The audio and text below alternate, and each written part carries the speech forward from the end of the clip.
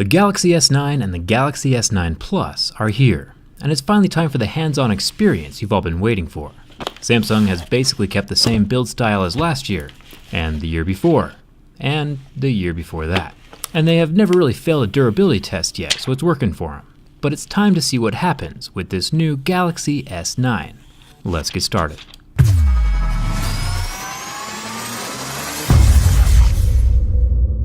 The Galaxy S9 is still rocking the Gorilla Glass 5 on the screen this year, but this time the glass is a bit thicker, which supposedly is going to help with the drop protection. I'll have to drop test it in a future video, but as of now, we're still scoring the same on the scratch test as other flagships. A scratch at a level 6, and a deeper groove at a level 7. HTC is still holding that top spot with their scratch-resistant sapphire crystal display, scratching at a level 8. Tempered glass is pretty normal for smartphones these days. At least razor blades, coins, and keys won't do any damage. The bottom of the phone has digital buttons underneath that glass, so nothing new to check down here. The earpiece is sitting flush and tight inside its little slot. It is metal, with little holes protecting it from dirt and metal shavings attracted to that magnet underneath. It's a smart design, and better than some of the cloth ones we've seen before on other phones. The 8-megapixel front-facing camera is sitting under that front glass and protected from scratches.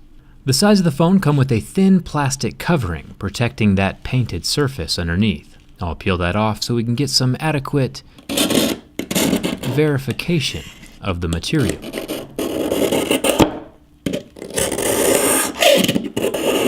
Yeah, it's metal. One cool thing about this phone is that Samsung has upgraded the aluminum, so it is more scratch and impact resistant. This has added about 8 grams of weight to the phone, since the glass is a bit thicker too, but in my mind, weight is associated with quality, so I'm fine with these upgraded materials. The SD card slot up top is upgraded to hold an impressive 400 gigabytes of whatever you need that many gigabytes for. It's nice to have more features than you could ever need on a phone.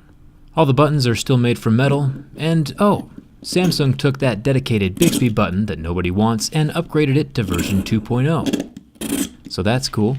Down here at the bottom of the phone we have the USB-C slot as well as the headphone jack, which makes the S9 definite daily driver material. I don't use the 3.5 jack often, but it's incredibly nice to have on the phone when I do need it. The camera on the back of the phone is where we start to see some pretty significant improvements over the Galaxy S8, which I'll get to more in a second. This 12-megapixel sensor is still protected by glass, and thankfully, the fingerprint scanner is now below the camera in a much more reachable location. Thumbs up for that, Samsung.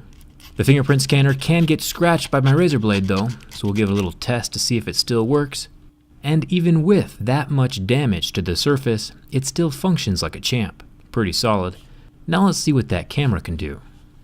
One thing Samsung did add this year is something called the AR emoji, which makes a little resemblance of yourself and sticks it on screen. It's pretty similar to the Animoji that we saw on the iPhone X. But if you look closely at my lips, one follows a lot closer than the other one does. Fun fact, you can change different hairstyles, and in real life, back in high school, my hair looked a lot more like this. No joke. If you scroll back far enough on my Instagram, you can probably see a couple more pictures. Long story short, if you're into animated characters, the iPhone is probably going to be the way to go. The lips actually work. So Dbrand did say they were going to send me some new skins to show off in this video. I haven't seen them yet though, so I'll just leave a link down in the video description. You can check out their new selection so you can hide the fingerprints on the back of this glass sandwich. Thank you Dbrand for sponsoring this video, and I'll let you know if your camo skins ever show up. The feature that impresses me the most with this Galaxy S9 is the rear camera. This is the first smartphone camera with a dual aperture sensor inside. It's got a mechanical system that can expand and contract to let more light hit the sensor. Professional camera lenses have this, and it's incredibly cool to see it start making its way into the smartphone world. And better pictures for everyone to enjoy. We'll have to take a look at this from the inside during the teardown. The larger S9 Plus also adds a telephoto lens to the phone, which is impressive. Here I'm adjusting the aperture manually in Pro mode. You can see the light difference as I jump from a 1.5 to a 2.4. The 1.5 will help considerably in low light situations. The back glass of the Galaxy S9 makes art class with Jerry impossible. The Samsung logo is still on the underside of the glass and won't ever scratch or rub off. Well, unless you want a clear S9 of course. Let me know in the comments if I should turn this phone transparent. It's time for the burn test.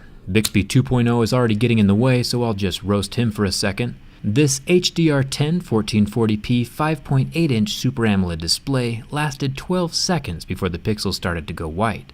After I removed the flame, the pixels did start to recover, which doesn't always happen with LED displays. The oleophobic coating, though, never survives a burn test. You can see my fingerprint still on the surface of the glass, so it's important not to try this at home. It's cool to see the Samsung screen recover, though, even though the only person who probably ever deals with this kind of damage is me. And now the bin test. Samsung has never failed my durability test before, and with this upgraded aluminum frame, the results are consistent, surviving both flexes from the front and the back.